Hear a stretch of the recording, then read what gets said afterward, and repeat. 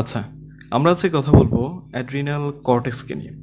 Adrenal কর্টেক্সের বিস্তারিত আলোচনার পূর্বে আমরা অ্যাড্রিনাল গ্ল্যান্ড সম্পর্কে কিছুটা জেনে তারপর শুরু করব। অ্যাড্রিনাল গ্ল্যান্ড এটা কোথায় অবস্থিত?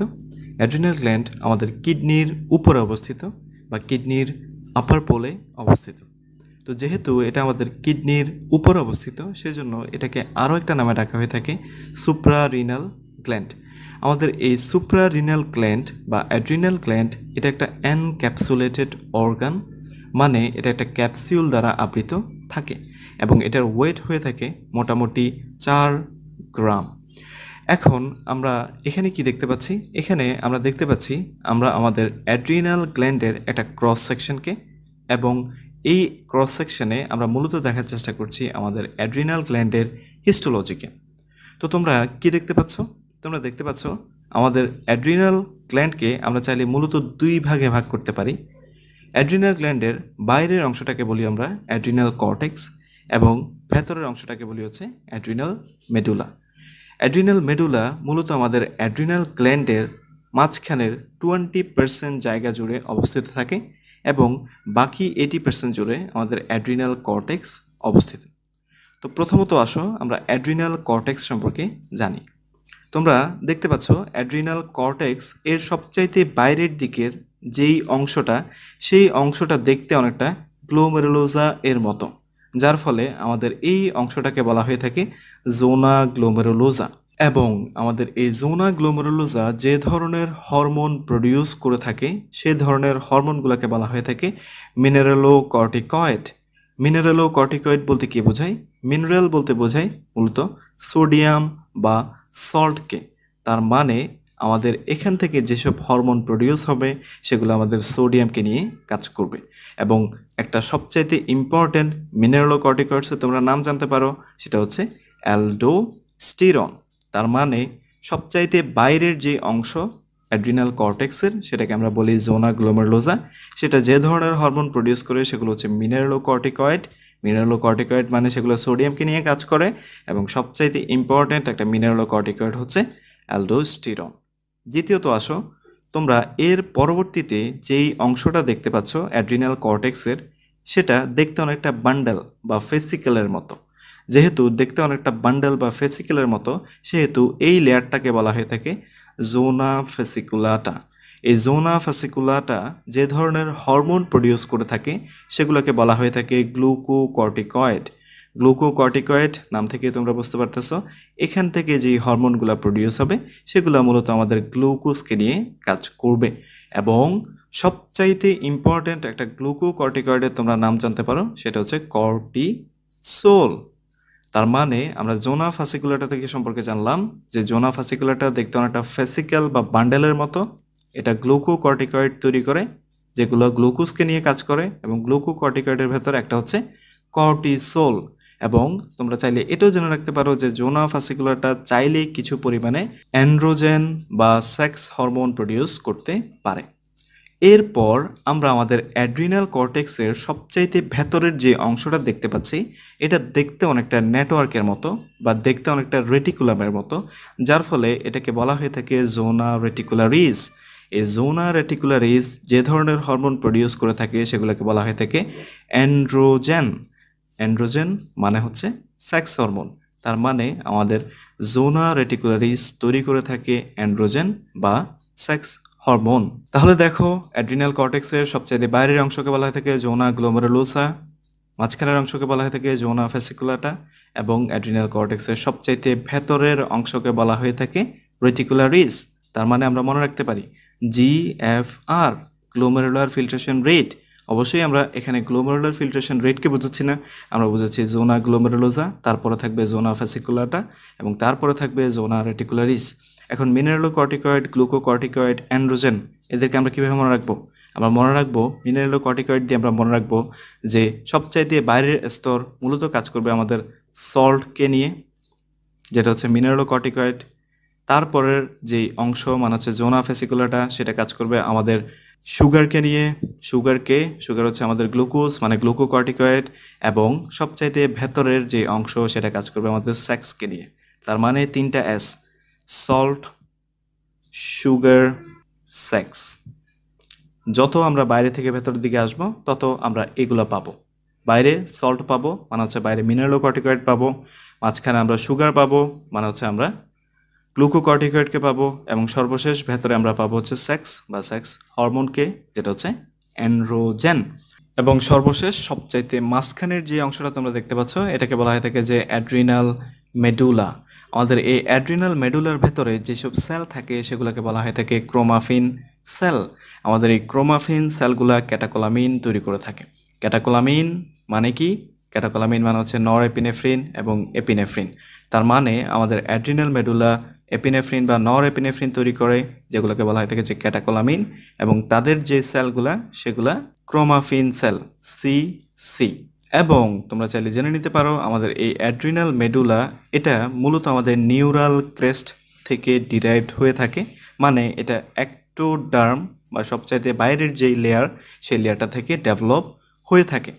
তো যেহেতু এগুলো নিউরাল ক্রেস্ট থেকে ডেভেলপ হয়ে থাকে, সেহেতু আমাদের এই অ্যাড্রিনাল মেডুলাকে যে ইনফ্লুয়েন্স দিবে বা স্টিমুলেশন দিবে, সেটা এসে থাকবে মূলত আমাদের প্রি গ্যাংলিয়নিক সিম্প্যাথেটিক নার্ভ ফাইবার থেকে। প্রি গ্যাংলিয়নিক সিম্প্যাথেটিক নার্ভ ফাইবার বলতে আমি কি বোঝাচ্ছি? ধরো এটা হচ্ছে আমাদের সেন্ট্রাল নার্ভাস সিস্টেম, এখান থেকে কিছু ফাইবার আসবে, সেগুলা গ্যাংলিয়া ফর্ম করার আগে এসে আমাদের এই অ্যাড্রিনাল মেডুলাকে সাপ্লাই দিবে, এবং অ্যাড্রিনাল মেডুলা তখন কিছু পরিমাণে হরমোন প্রডিউস করবে বা ক্যাটাকোলামিন প্রডিউস করবে, যেগুলো হচ্ছে নর এপিনেফ্রিন এবং এপিনেফ্রিন। আচ্ছা, আমরা চাইলে এখানে একটু সংক্ষেপে জেনে রাখতে পারি, যদিও আমরা পরবর্তীতে এগুলার ডিটেলসে যাব, তারপর আমরা সংক্ষেপে জেনে রাখতে পারি যে আমাদের এখানকার অ্যাড্রিনাল কর্টেক্সের যে লেয়ারগুলো আছে, সেই লেয়ারগুলো যে হরমোন প্রডিউস করে, সেই হরমোনটা প্রডিউস করার জন্য কারা স্টিমুলেশন দিয়ে থাকে। তার আগে আমাদের এই অ্যাড্রিনাল কর্টেক্স মূলত মেজোডার্ম থেকে ডিরাইভড হয়ে থাকে। অ্যাড্রিনাল কর্টেক্স আমাদের মেজোডার্ম থেকে ডিরাইভড হয়ে থাকে, এবং অ্যাড্রিনাল মেডুলা নিউরাল ক্রেস্ট বা অ্যাক্টোডার্ম থেকে ডিরাইভড হয়ে থাকে। তাহলে চলো আমরা দেখি যে জোনা ফেসিকুলাটাকে। জোনা ফেসিকুলাটা মিনারেলোকর্টিকয়েড বা অ্যালডোস্টেরন রিলিজ করে। এই মিনারেলোকর্টিকয়েড বা অ্যালডোস্টেরন রিলিজ করার জন্য তাকে যারা স্টিমুলেশন দিয়ে থাকে তারা হচ্ছে অ্যাঞ্জিওটেনসিন 2 এবং পটাশিয়াম। এই দুইজন আমাদের এই জোনা গ্লোমেরুলোজাকে মিনারেলোকর্টিকয়েড তৈরি করতে বলে। অ্যাঞ্জিওটেনসিন 2 এটা মূলত আমাদের renin angiotensin aldosterone system RAAS এর থেকে এসে থাকে, এবং আমাদের পটাশিয়াম লেভেল সে যখন এসে কমে যাবে তখন সে আমাদের জোনা গ্লোমেরুলোজাকে স্টিমুলেট করবে, এবং জোনা গ্লোমেরুলোজা মিনারেলোকর্টিকয়েড বা অ্যালডোস্টেরন তৈরি করবে। তার পরবর্তী লেয়ার জোনা ফাসিকুলাটা। জোনা ফাসিকুলাটা কি তৈরি করে?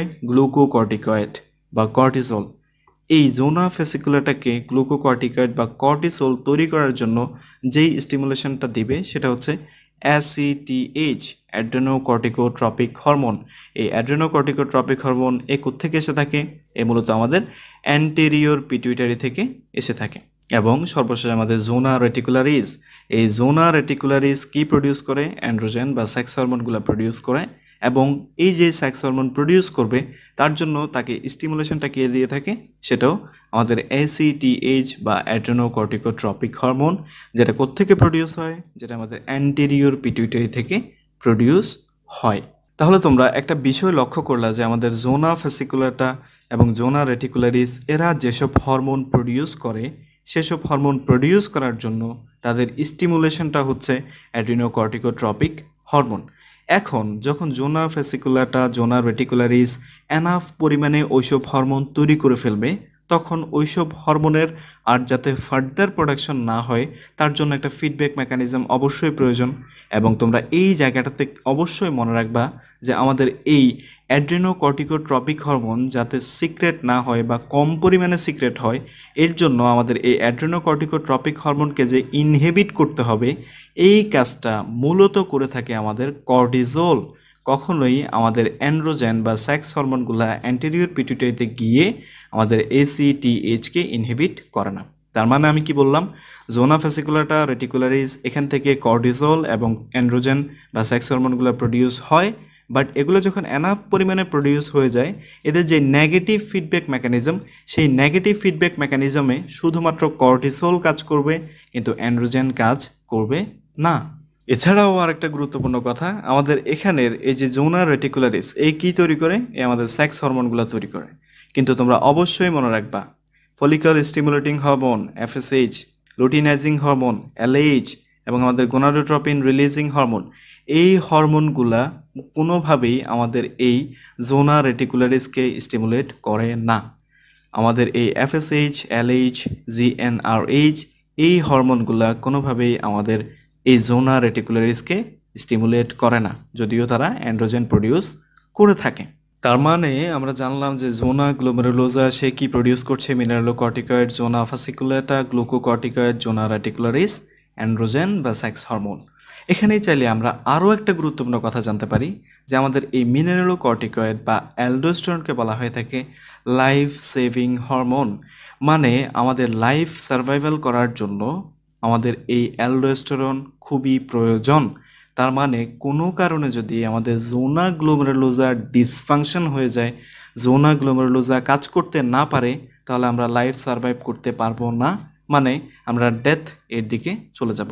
বাট আমাদের যদি জোনা ফাসিকুলাটা, জোনা রেটিকুলারিস এগুলো যদি কোনো কারণে ডিসফাংশন হয়, তাহলে আমরা লাইফ থ্রেটেনিং কোনো কন্ডিশনে পড়বো না, বাট আমাদের অনেক প্রবলেম হবে।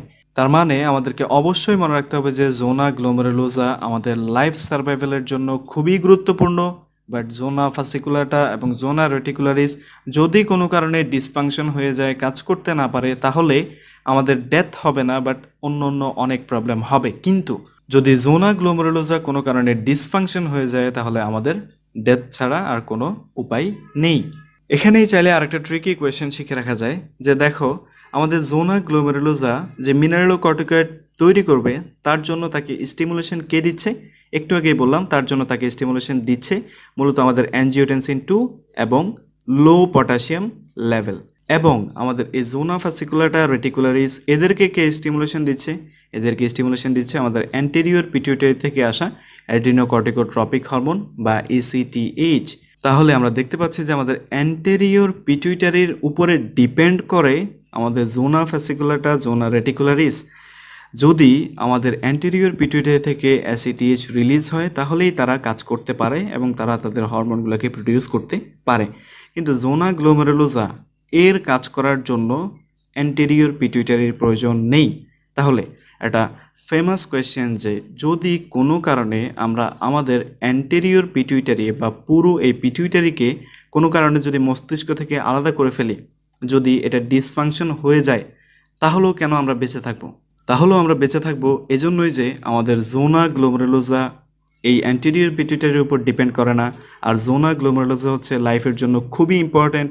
আর জোনা গ্লোমেরুলোজা কাজ করে হচ্ছে অ্যাঞ্জিওটেনসিন 2 এবং পটাশিয়ামের উপরে, যার ফলে জোনা গ্লোমেরুলোজার কাজের কোনো ব্যত্যয় ঘটবে না যদি না আমাদের এই পিটুইটারি নষ্ট হয়ে যায় বা পিটুইটারি কাজ করতে না পারে, বা পিটুইটারিকে যদি আমরা একটা সেকশন করে ফেলি আমাদের ব্রেইন থেকে, তাহলেও আমাদের এই জোনা গ্লোমেরুলোজা ঠিকভাবেই কাজ করবে এবং আমরা বেঁচে থাকব। তো এখানে চাইলে আমরা অ্যানাটমির একটা ফেমাস কোয়েশ্চেন জেনে নিতে পারি যে আমাদের ভিনাস ড্রেনেজ সম্পর্কে। এটা আমাদের রাইট কিডনি এবং এটা আমাদের লেফট কিডনি। তোমরা সবাই জানো যে আমাদের এই লেফট কিডনির থেকে লেফট রিনাল ভেইন আমাদের কোথায় ড্রেন করে? ইনফেরিয়র ভিনা ক্যাভাতে। এটা হচ্ছে আমাদের ইনফেরিয়র ভেনা ক্যাভা এবং এই লাল যে অংশটা দেখতে পাচ্ছ এটা হচ্ছে আমাদের অ্যাবডোমিনাল অ্যাওর্টা। তাহলে দেখো, আমাদের লেফট কিডনি থেকে লেফট রিনাল ভেইন আমাদের ইনফেরিয়র ভেনা ক্যাভায় ড্রেন করে এবং আমাদের রাইট কিডনি থেকে রাইট রিনাল ভেইন আমাদের ইনফেরিয়র ভেনা ক্যাভাতে ড্রেন করে। কিন্তু তোমরা সবাই দেখতে পাচ্ছ যে আমাদের এই রাইট রিনাল ভেইনটা খুবই শর্ট হয়, কারণ ইনফেরিয়র ভেনা ক্যাভা আমাদের রাইট দিকে করে থাকে, যার ফলে রাইট রিনাল ভেইনটা খুব সহজেই আমাদের ইনফেরিয়র ভেনা ক্যাভায় ড্রেন করে ফেলতে পারে এবং লেফট রিনাল ভেইনটা একটু লং হয়, কারণ আমাদের এখানকার যে ইনফেরিয়র ভেনা ক্যাভা সেই ইনফেরিয়র ভেনা ক্যাভা একটু রাইট দিকে করে থাকে, যার ফলে লেফট রিনাল ভেইনটা একটু লম্বা হয়। তো এখানে দেখো, আমাদের এই যে লেফট সুপ্রারিনাল গ্ল্যান্ড আছে, সেই লেফট সুপ্রারিনাল গ্ল্যান্ড থেকে ভিনাস ড্রেনেজ এসে প্রথমে আমাদের এই লেফট রিনাল ভেইনে ড্রেন করে, তারপর গিয়ে ইনফেরিয়র ভেনা ক্যাভায় ড্রেন করে এবং সেটা পরবর্তীতে আমাদের হার্টে চলে যায়। কিন্তু তুমি যদি রাইট সুপ্রারিনাল গ্ল্যান্ডের ক্ষেত্রে লক্ষ্য করো, রাইট সুপ্রা